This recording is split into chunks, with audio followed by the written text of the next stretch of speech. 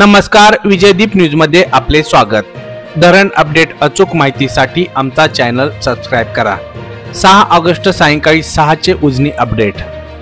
भीमा खोऱ्यातील सर्व धरणावर तसेच धरण पाणलोट क्षेत्रात पावसाने उघडीप घेतली। परिणामी धरणात येणाऱ्या पाण्याची आवक घटत आहे।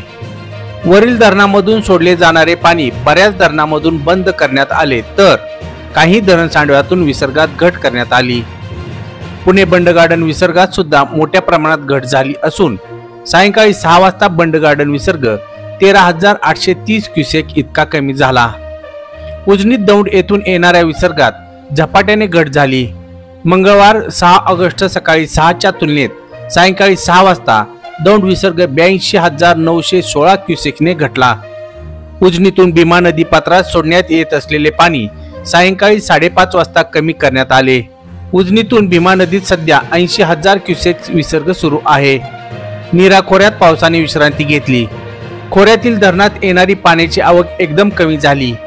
वीर धरणात पाणलोट क्षेत्रातून येणाऱ्या पाण्याची आवक कमी झाल्याने वीर मधून नीरा नदीत सोडण्यात येत असलेले पाणी दुपारी 2 वाजता बंद करण्यात आले।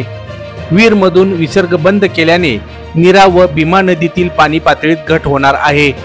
पुणे जिल्ह्यातील उजनी धरणाच्या वरील बाजूस असणाऱ्या डिंबे धरण सांडव्यातून 2,500 cusec, Ghod 8,250 cusec, Chillewadi 855 cusec, Kalmodi 531 cusec, Chachkaman 1,790 cusec, Wadiwale 1,124 cusec, Andhra 810 cusec, Kasarsai 276 cusec, Temghar 1,087 cusec अशा प्रकारे पाणी सोडले जात आहे, तर खडकवासला मधून विसर्ग बंद आहे।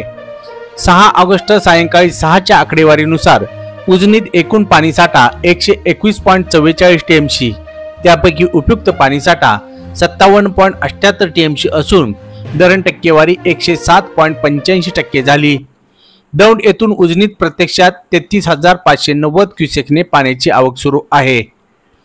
धरणामधून सीना माडा उपसा सिंचन योजना 210 क्युसेक, दहेगाव उपसा सिंचन योजना 100 क्युसेक, भीमा सीना जोड कालवा 900 क्युसेक, मुख्य कालव्यात 1300 क्युसेक, वीज निर्मितीमधून 1,600 क्युसेक, तर धरण सांडव्यातून 80,000 क्युसेक अशा प्रकारे पाणी सोडले जात आहे।